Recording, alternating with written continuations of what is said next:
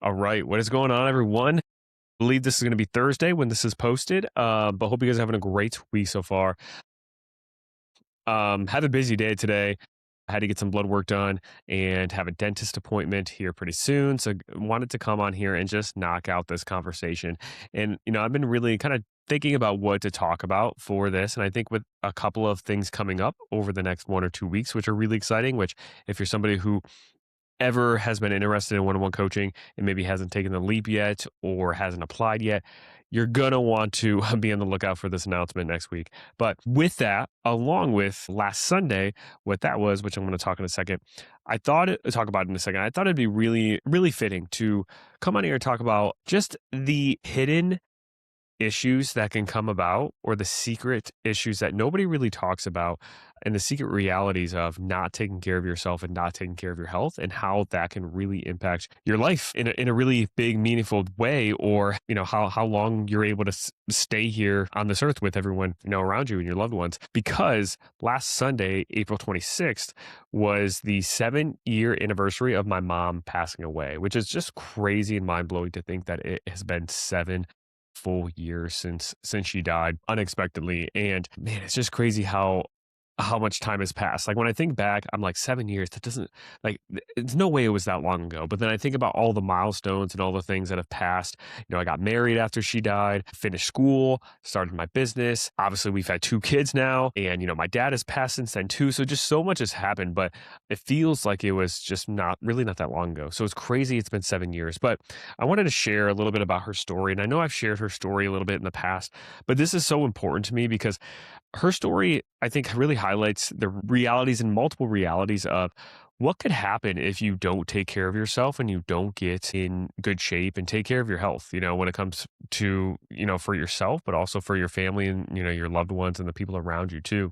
And also her story really means a lot to me because if it wasn't for what happened to her and what she went through, I might not be doing what I'm doing right now. I think I would somehow be connected to nutrition and fitness because it's just what I really love. But um, what happened, even though it was a very negative thing, obviously her suddenly passing away, I don't know if I would have been able to become a dietitian if that didn't happen.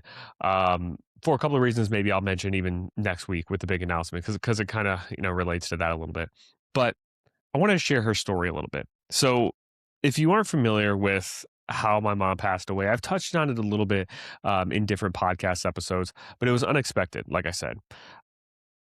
And this was, 2019, April of 2019. This was a week before my actual grad school graduation ceremony. So a week before graduation, a week before my family was going to be coming down to Athens, Ohio, where I went to school at Ohio University for the graduation ceremony. And she had essentially been dealing with a ton of health issues for most of her life. She had really bad allergies, asthma, I believe. She would always have a lot of breathing problems. She was very overweight, didn't really exercise. She had diabetes, uncontrolled blood sugar, high blood pressure, a lot of issues regarding that, regarding just her genetics and what she was predisposed to, but also a lot of issues regarding her lifestyle and her food choices and how physically inactive she was too. And about, I believe it was like 2 or 3 years before she had passed away, she somehow broke her femur, which is a really big bone in the body that is really hard to break. And if I remember correctly, she didn't even fall or anything to break this. It was just she started dealing with a lot of pain in her leg and ended up getting it checked out. And they were like, wow, you have a broken femur, which is pretty crazy to think about, to break your femur and not really know it. And with that recovery from that break, it was a very long, grueling process. Didn't really seem like much progress was being made. She ended up having other issues too from some of the care she was getting, and was in the hospital for extremely long period of time, and ended up being in a wheelchair for essentially the last 2 to 3 years of her life because she couldn't, her just bone was not recovering and not healing where she couldn't actually walk on it for extended periods of time. And she was able to walk around on a walker a little bit towards the end, but she did spend a lot of time in her wheelchair in her home still, wheeling around, making dinner while sitting in a wheelchair and doing all of these things. And so she had that going on. And this was, leading up to when she passed. And she, if I remember correctly, because a lot of this honestly was a little bit of a blur to me now that I think back on it. And About, I believe, a week before she passed. She was dealing with a lot of breathing issues, some pain in her stomach as well, and she went to the ER, got it checked out, and they kinda chalked it up to being pneumonia, and because she was dealing with that too, and that was something that she kinda commonly dealt with as well. So, I think they gave her, maybe some steroids for that to help with that, and, didn't really seem to help, and I believe she went back to the ER another time, and they kinda told her the same exact thing, 24, 48 hours afterwards. And then eventually she went back home, I believe, and it got worse. The pain got worse, the breathing got worse. So she ended up going back to the ER, and then they finally admitted her because they're like, okay, like she keeps coming back, something might be up here. And essentially what happened, in to put it shortly, the best way I understand it, at least from what I remember, like I said, that whole time frame was really honestly a blur to me with how it happened. She ended up getting a bowel obstruction. That bowel obstruction ended up causing a perforated colon. So basically opened up her colon, and then she ended up going septic, or having septic shock because of that, and her heart ended up stopping due to that. And they tried to bring her back, and I think they tried a few times, and then eventually it stopped working. And before she actually, her heart stopped, they were going to do emergency surgery to open her up to see, what was going on inside, to see what kind of bowel obstruction was going on. And this was stuff that they found out after the fact. They didn't really know necessarily, I don't think, that it was a bowel obstruction, a perforated colon, like as it happened. This was after the fact when they did an autopsy and all of that.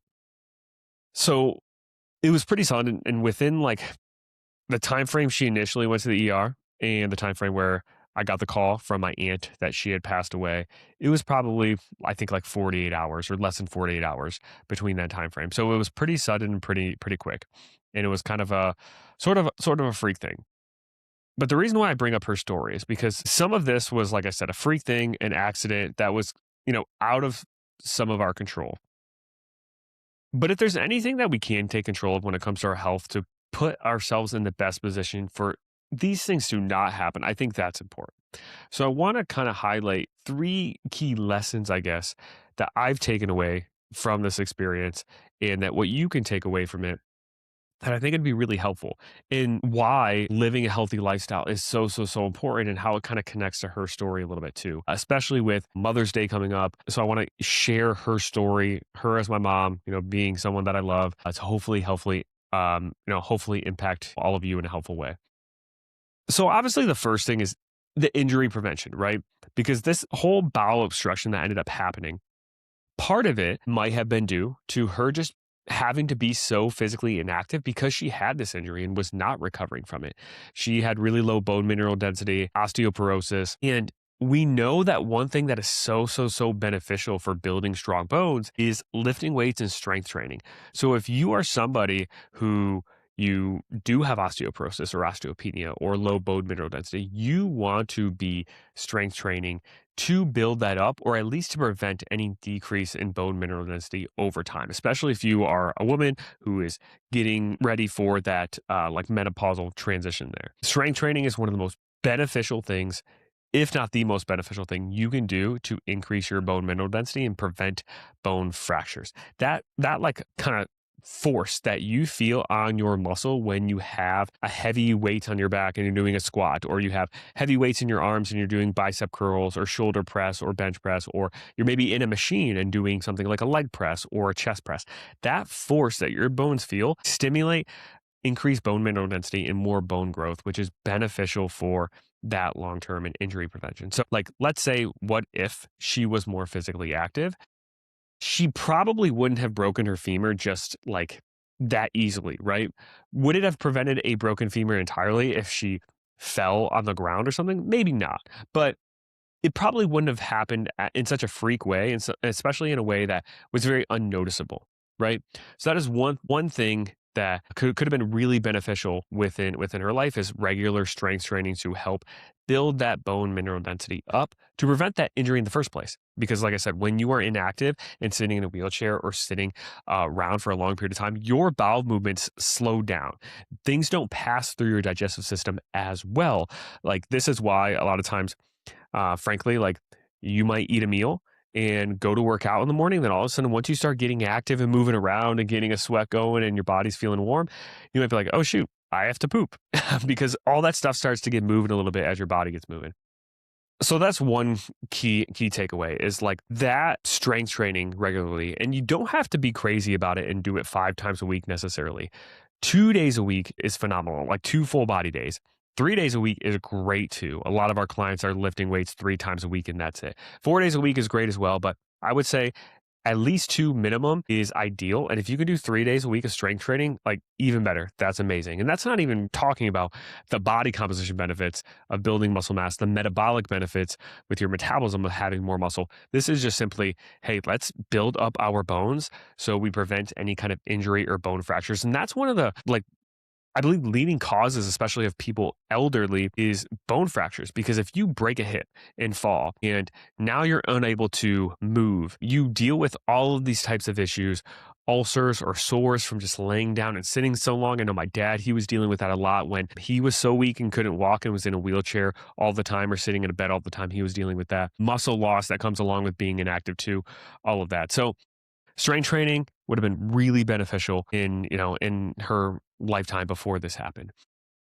Another like key takeaway or thing I learned from this is that if you are not taking care of your body and if you are not in good shape, and this is because of decisions that you were consistently making to, eat unhealthy food, eat high calorie food, not go and work out, not go on walks, not live a healthy lifestyle, is that it becomes harder to really know when something's truly wrong with your body. If you are always feeling like crap because you are eating a lot of processed food, not eating very nutritious whole foods, you are always overeating on calories, so you always feel really bloated and full all the time, really sluggish, and you're not lifting weights, so your back is always hurting because you picked up a heavy box when if you would have lifted weights, you would have had the muscle to pick that up better to prevent that injury and this and that. If you're always feeling like crap or feeling bad physically because you're not taking care of yourself, then when something is wrong internally, it might be harder for those alarms to go off in your head for you to truly know. And I think that was part of the thing that happened with my mom too is I think one, and this is something I'm going to touch on, probably at the end of this too. I think the healthcare system a lot of times they look at somebody who is really overweight and dealing with these issues and they think, oh, it's because you're just overweight and this and that, which a lot of times is the case.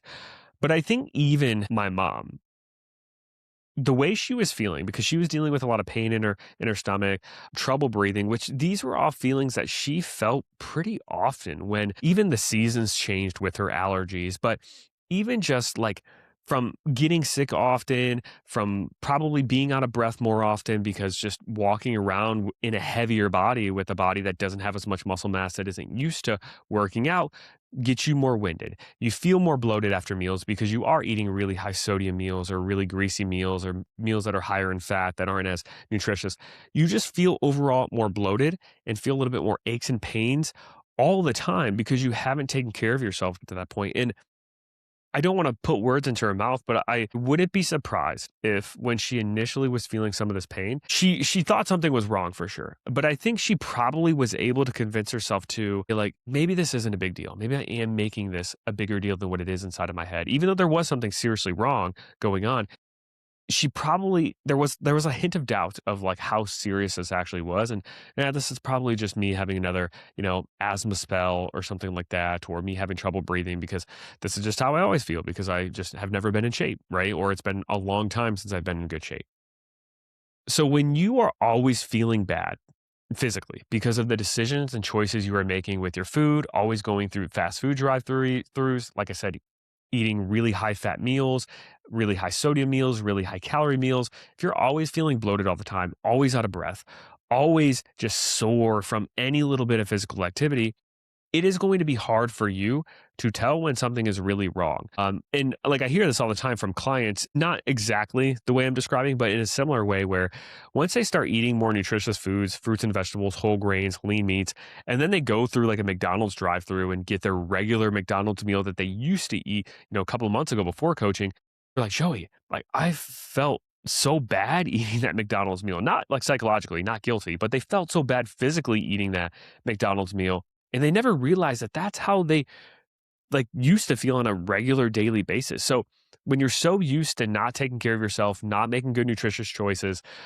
eating a lot of processed foods, not exercising, you get used to just your body feeling worn down, and that becomes your new normal. And then, like I said, it becomes harder to spot when something is off. Like if something is off internally with my body, I'm probably going to really feel it because I feel great on a daily basis because I am taking care of myself. And this is one reason why when I get sick, man, I hate it because like I always usually feel pretty good. Now there are days where I don't get as much sleep and I feel more tired, obviously having two kids. I know a lot of you can relate to that, but when you are taking care of yourself, like I said, threshold for that alarm to go off of something is wrong inside of my body, that threshold's a lot lower. Whereas if you are constantly feeling just not great all the time physically, that threshold is going to be higher and you're going to have to really be feeling a lot of pain or really feeling like something's off for you to think, okay, like this is something serious.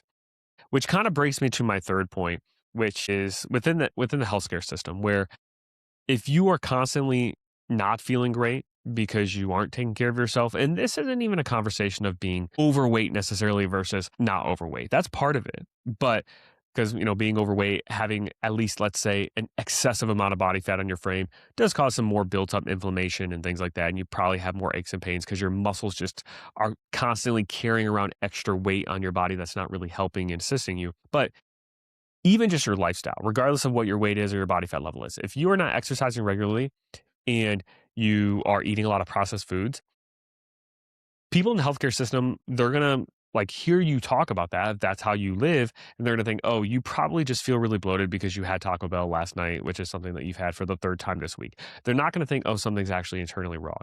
And this is a bias in the healthcare system that exists sometimes, which is, I wouldn't say fair, right? It's not fair, but it's reality that if you are not taking care of yourself and if you are not, living a healthy lifestyle and, a healthy-ish body composition doesn't mean you have to have a six pack or be like super defined and have a lot of muscle tone, but just a healthy-ish body composition. If you are not doing those things, a lot of healthcare professionals might chalk off some of these symptoms that you're having as just, hey, like you don't take care of yourself, so you probably feel this way, right? Which in some ways, and a lot of times, is true, but obviously not always. And that one time where it's not true and there's something is actually internally wrong going on, like then you're going to regret that, or then it's not going to work out for you. And also too, regarding my mom's situation specifically, and like I said, some of this was a blur to me, so I don't remember exactly. But when she was dealing with a lot of this pain, there was some kind of scan they were going to do. Maybe it was a CT scan, and if I remember correctly, she actually wasn't able to fit into the machine that they had at the facility to properly look at things because she was so overweight in her size. And if she now, you could always play the game of, hey, they just need to have a bigger machine, right? So, everybody can fit. And that is a very valid argument. And I wouldn't probably agree with that, right? But that's not the reality.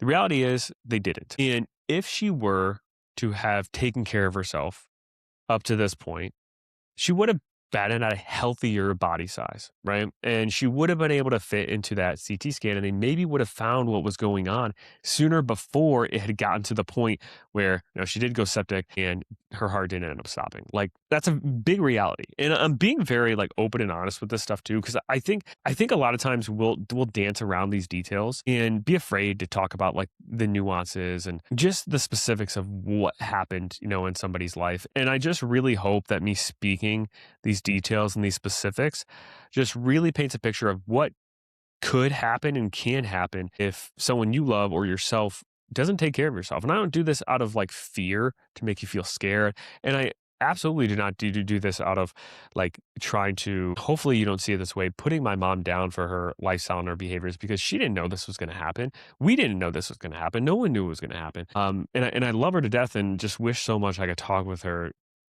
one more time or so many more times. Every single day I think about both her and my dad. So I don't want it to come off as that, but I want to be as blunt and open with what she went through, what she experienced, decisions that maybe she made or ways that she lived that led to this being more likely to happen. Didn't cause this to happen necessarily, but be more likely for it to be a possibility. That way, you maybe don't make those same mistakes and you don't have this happen to yourself.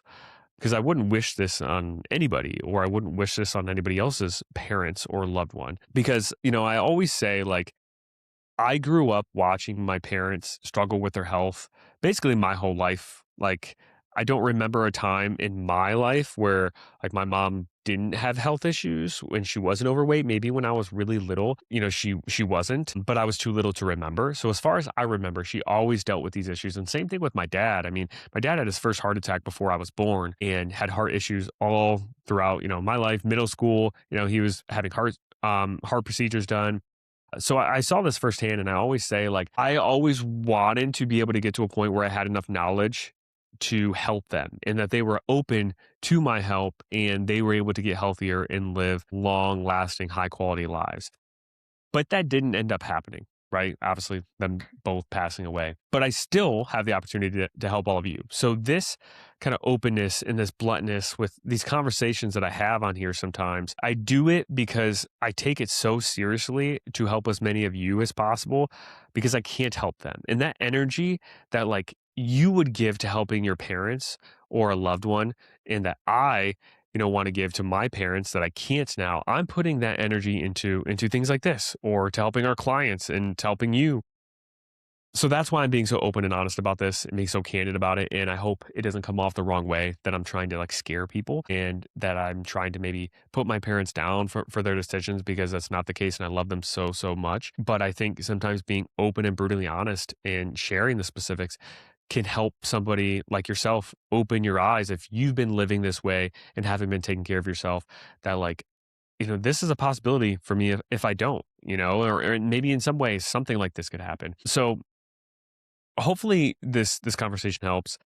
So I just wanted to come on here and just share that like taking care of yourself is so important for preventing injury. Any type of injury that could put you down that can lead to this cascade of events happening over time. Taking care of yourself is so important because then if something is going wrong inside of your body, you're going to be more likely to actually feel it and know that something is wrong and to be able to advocate for yourself better because I know my body never feels like this.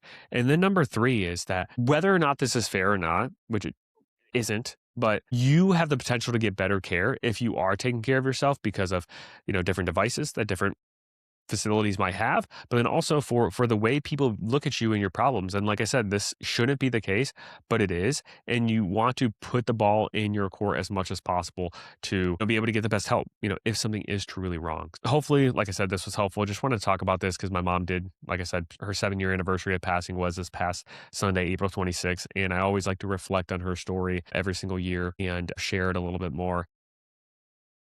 Hopefully, this opened your eyes a little bit if you're somebody who is delaying taking action or changing your life for the better, that these things you always think like, hey, this will never happen to me or this could never happen to somebody that I love. And that's what I thought, right? And that's probably what my mom thought too. And like it truly can happen to any of us. And we want to do everything that we can to just make the outcome that we want just more likely. Which is obviously living a healthy, high quality, long lasting life. Hopefully, this was helpful and eye opening. Appreciate you all. And like I said, be on the lookout for the big announcement next week. You will not want to miss that. And I'll see you guys in the next one.